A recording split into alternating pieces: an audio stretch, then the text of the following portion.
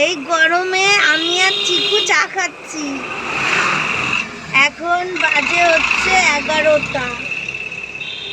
আমার একটু কাজ ছিল, তো সেই কাজ করে এসে মাথাটা যন্ত্রণা করছে এলসিসিতে। চিকুকে বললাম একটু চা খাওয়া, তো চিকু আমাকে চা খাওয়াই। দেখো চিকু চা খাচ্ছে, এবার আমিও চা খাবো, তো তোমরা দেখতে থাকো। বন্ধুরা, বাড়িতে এসে দেখি যে কারেন্ট নেই। দেখো এত গরমের মধ্যে যদি কারেন্ট না থাকে কীরকম কষ্ট হয় বলো। তার মধ্যে তো মা রান্না করছে গরমের মধ্যে, তো দেখছি মা চিকেন রান্না করছে, তোমাদের সাথে শেয়ার করছি। দেখো মা এখন চিকেন রান্না করছে,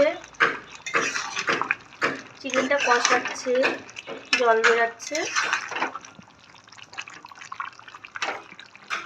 তো দেখতে থাকো মায়ের রান্না। আলু এখনো দাওনি তাই তো? না, আলুটা ভেজে রেখেছে। এই যে আলু ভেজে রেখেছি, আলু ভেজে রেখেছে, আলুটা পরে দেবে। দেখো চিকেনটা কষানো হয়ে গেছে, মায়ের কালারটা খুব সুন্দর বেরিয়েছে, খেতেও জানি খুবই ভালো হয়েছে। তো বন্ধুরা, এখন দুপুর ওই 2:20 মতো বাজে। আমি স্নান করে আসলাম। তো এর আগে তো দেখিয়েছি মা আজকে রবিবার, আজকে মা মাংস রান্না করেছে। আমি তো একটু বেরিয়েছিলাম, আমার একটু কাজ ছিল, তো এসে দেখি মা মাংস রান্না করছে। তো যা গরম পড়েছে, তোমরা তো জানো যে কি প্রচণ্ড গরম পড়ছে। আর তোমরা যেখানে থেকো না কেন সবাই খুব সাবধানে থেকো, ভালো থেকো, আর প্রচুর পরিমাণে তোমরা জল খাও।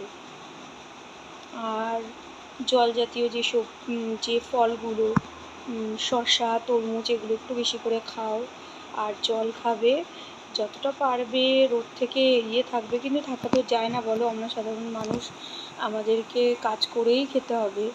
তাও যতটা সেফলি থাকা যায়, এই যা গরম পড়েছে। আর খাওয়া দাওয়া তোমরা ঘরোয়াভাবে যে কোনো সব কিছুই খেতে পারো। তো আমাদের আজকে মাংস আনতো না, আজকে দাদা হঠাৎ করেই এনেছে। তো এত গরমে কিছু খেতেও পারছি না, ভালোও লাগছে না। আর টক ডালটা খুব ভালো লাগছে খেতে, ওটা দিয়ে যেন তৃপ্তি পাওয়া যাচ্ছে। তো এখনও তো মা ওপরে গেছে ঠাকুর দিতে, এখনও আসেনি। মা আসুক, তারপরে আসলে খাওয়া দাওয়া করবো, অবশ্যই শেয়ার করবো। তো তোমরা সবাই সাবধানে থাকো, ভালো থাকো, আর সবাই সুস্থ থাকার চেষ্টা করো।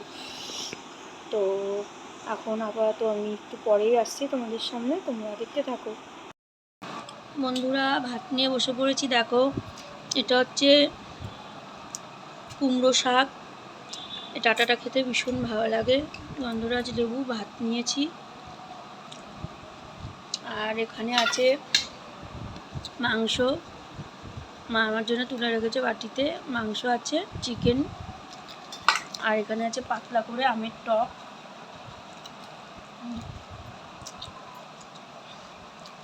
তো দেখো খেতে লাগি।